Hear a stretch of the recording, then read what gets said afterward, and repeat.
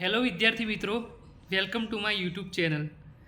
આજે આપણે ફરીથી મળી ગયા છીએ ધોરણ 10ની અંદર કે જેની અંદર આપણે શરૂઆત કરવાના છીએ એક ચેપ્ટરની, જે જૈવિક પ્રક્રિયાઓ. બરાબર, જૈવિક પ્રક્રિયાઓ કોને કહેવાય પહેલાં એ શબ્દ સમજશું, ત્યાર પછી જે ઇમ્પોર્ટન્ટ ક્વેશ્ચન છે એની આપણે શરૂઆત કરીશું. ફક્ત પહેલાં જોઈએ તો કે જૈવિક ક્રિયાઓ કોને કહેવાય, તો શરીરમાં થતી બધી ક્રિયાઓ એટલે કે ચયાપચય ક્રિયાઓ, એટલે કે આપણે કહી શકીએ કે પોષણ છે, પછી જે પ્રજનન છે, પછી આપણે કહી શકીએ કે અંદર પાચનની સિસ્ટમ છે. આ બધી જે પ્રક્રિયાઓ આપણા શરીરની અંદર થતી હોય છે, ઉત્સર્જનની પ્રક્રિયા, આ બધી જ જે પ્રક્રિયાઓ છે એ જૈવિક પ્રક્રિયાઓની અંદર આવશે. આ ચેપ્ટરની શરૂઆત કરીએ તો એની અંદર ઇમ્પોર્ટન્ટ ક્વેશ્ચન પહેલો જે આપણને પૂછાય એવો છે કે પર્ણરંધ્રોની આકૃતિ દોરી અને તેની સમજ આપો. પર્ણરંધ્રોની આકૃતિ, પહેલાં શબ્દ સમજવું જરૂરી છે કે પર્ણરંધ્રો કોને કહેશું. તો પર્ણરંધ્રો સમજવા માટે આપણે પહેલાં તો શું સમજવું, પર્ણરંધ્ર પહેલાં બે શબ્દો વપરાય છે કે પર્ણ, શું વપરાય છે પહેલાં, પર્ણ. આપણે જોઈએ કે પર્ણરંધ્રની અંદર શું હોય છે પહેલાં, તો ધારો કે હું એક પર્ણ દોરું,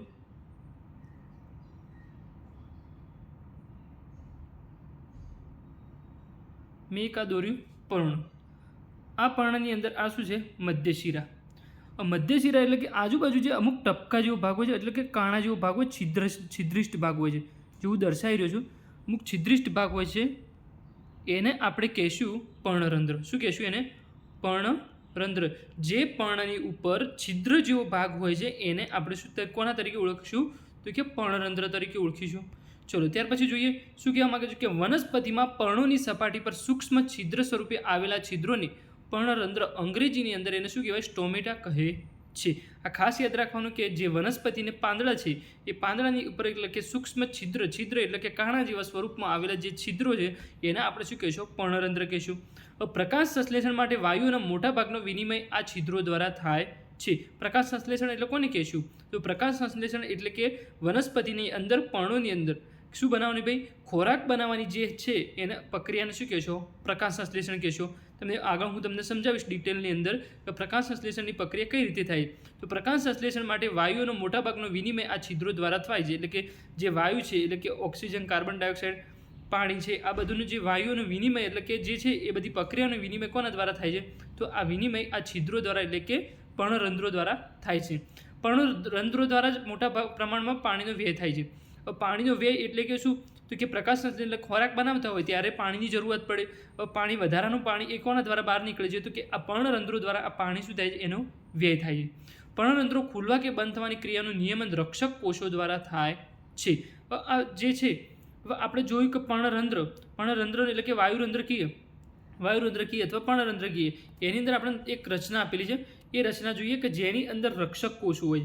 રક્ષક કોષો એટલે જે આ ભાગ દેખાય છે, જે વચ્ચેનો ભાગ દેખાય છે, આ ટાઈપનો, એને આપણે શું કહેશું, રક્ષક કોષો કહેશું. શું કહેશું, રક્ષક કોષો. હવે રક્ષક કોષોનું કાર્ય શું છે, તો રક્ષક કોષોનું કાર્ય શું, તો કે પર્ણરંધ્રો ખુલવા કે બંધ થવાના એના માટે શું કરશે, નિયમનનું કાર્ય કરશે. પ્રકાશ સંશ્લેષણ માટે CO2ની જરૂરિયાત ના હોય ત્યારે વનસ્પતિ પર્ણરંધ્રોને બંધ રાખે છે. આ એક ઇમ્પોર્ટન્ટ પોઈન્ટ છે કે CO2ની જરૂરિયાત ના હોય ત્યારે વનસ્પતિ શું કરશે, પર્ણરંધ્રોને બંધ રાખે છે.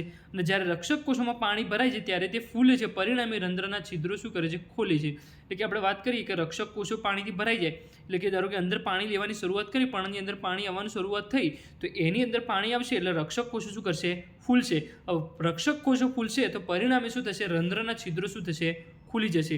એટલે કે જે વચ્ચેનો ભાગ છે એ શું કરશે, ખુલશે. જ્યારે રક્ષક કોષોમાંથી પાણી બહાર નીકળી જતા તે સંકોચાય ત્યારે છિદ્ર બંધ થઈ જાય છે. જ્યારે પાણી બહાર નીકળી જાય તો છિદ્ર શું થશે, બંધ થઈ જશે. એટલે કે સ્ટોમેટા છે એ શું થઈ, એટલે કે આપણે વાત કરીએ પર્ણરંધ્રો શું થશે, બંધ થઈ જશે.